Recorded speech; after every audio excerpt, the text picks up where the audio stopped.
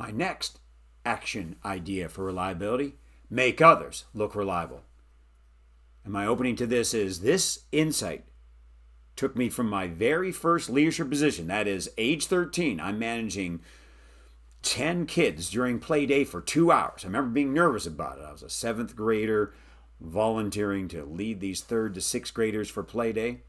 9 years later, I'm managing 82 student leaders at my university, King's College Western University, for a 7-day orientation program with a large budget. And that next big jump to executive leadership is noting other people's commitments to you. That is how their to-do list becomes part of your to-do list. And getting across to our executive leaders, let alone our up-and-coming leaders, this is how you jump from being a follower or being a leader of just yourself to an executive leadership. That is, you're now leading a team. How do you manage other people's commitments to you and to the activity? And I'll give you an example. So this is my orientation week staff, King's College Western University, from 1992. Our theme was, for the whole university for orientation week was California, and we in particular picked the Gold Rush, and thus those jean overall shorts I had to wear for 1 week, and trust me, 1 week only. Derek in the back there was my spirit leader, a position I held the year before. Energy, spirit, leading cheers, getting people on time, moving from one activity to another is a key part of orientation week, and the spirit leader's role was to do that. We would teach the students, first-year students, different cheers and activities associated with our university, and specifically our part of the university, King's College. So the week before orientation week, Monday of late August 1992, I have a meeting with Derek that goes something like this. Derek, yes, I need all the cheers that you have chosen to teach the first-year students on paper to me by noon Wednesday, because I have to share it with Mary Kara Waters, our Dean of Students, by the end of the day Wednesday. She can then have time to approve it during the day Thursday, and with her approval, we're hitting print Thursday afternoon on the cheer sheets so that they're ready to go in the first-year packages on Friday. And he said, got it. And right in front of him, I wrote down his commitment to me in my binder. Derek, cheer sheets into me by noon Wednesday. And Derek did this.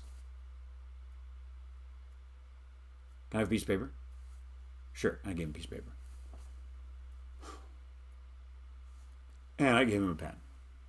To which then I looked at him and said, buddy, when you come to meetings, bring your notebook, bring a pen. Because if you're going to be making commitments, you got to make note of it. Because I'm noting your commitment to me. Because I, in turn, have it on my to-do list to hand in the cheer sheet to the Dean of Students by end of the day Wednesday. And those are powerful insights you can share with your team.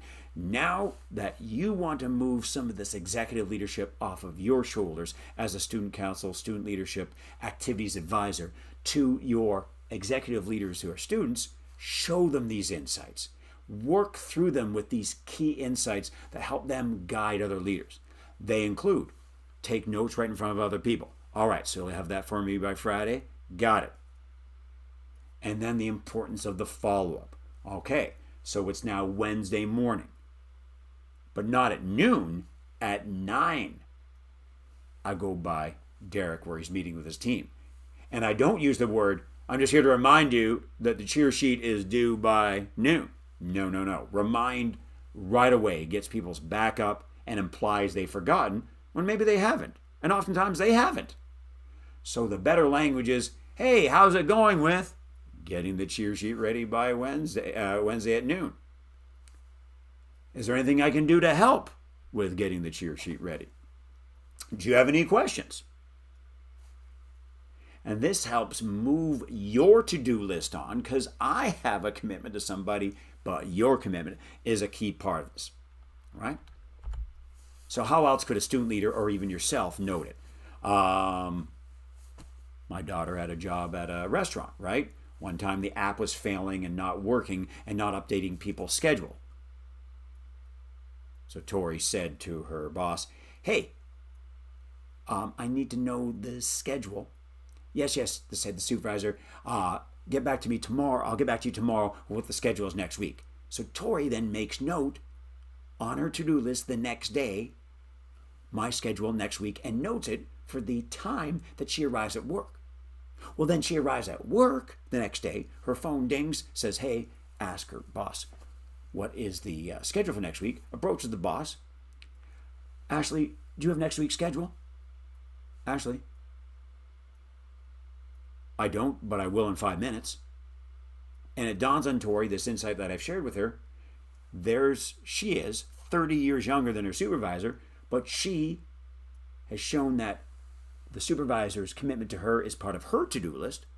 She's now approached Ashley in a very nice way and said, do you have this answer? Ashley did not, but has now prioritized it because she has made that commitment to Tori. And within a few minutes, Tori gets next week's schedule so she can plan around it because she had a music commitment that she had to know about. So how can we then put other people's tasks to us on our list? This is what we do. We add it to our own list.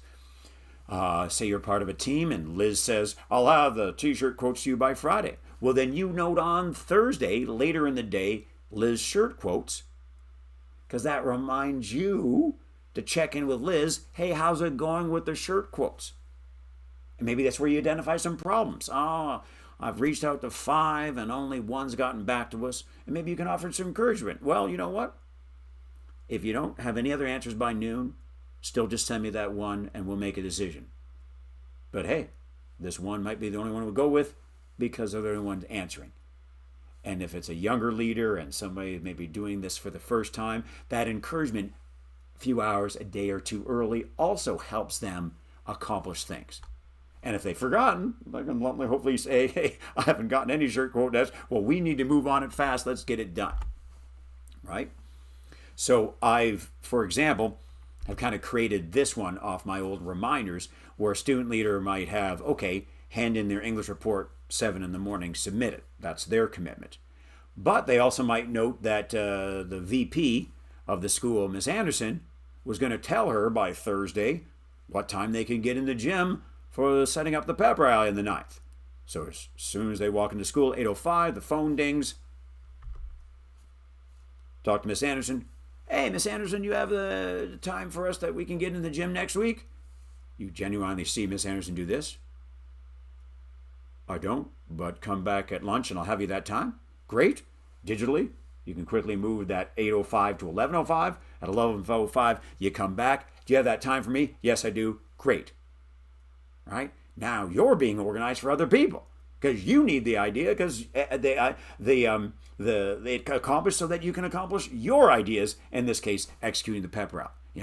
Julie said the t-shirt quotes will be in by Friday. You check in with her Thursday at lunch. And hey, even a friend, right, makes a commitment. I'll get back to you Thursday with what movie we'll go to and what time.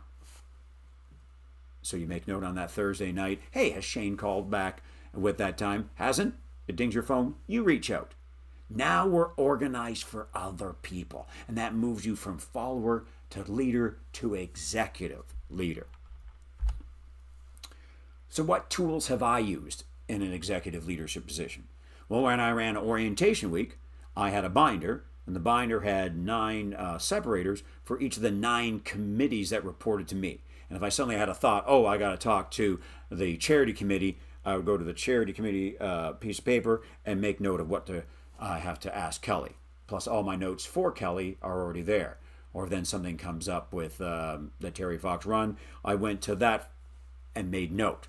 But now in a digital way, we have things like OneNote, which is a great free app, part of the Microsoft suite, and it's on my phone, right? And then also syncs with my laptop. And it includes everything from recipes to commitments to my property management team at my church to the Today folder is my kind of daily log, what I do, and insights that I gain from the day.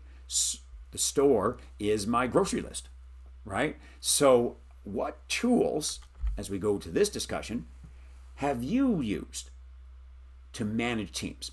I know that was also a part of our discussion earlier under the little things or everything, but what have you done to do that follow up with students to make sure things are accomplished?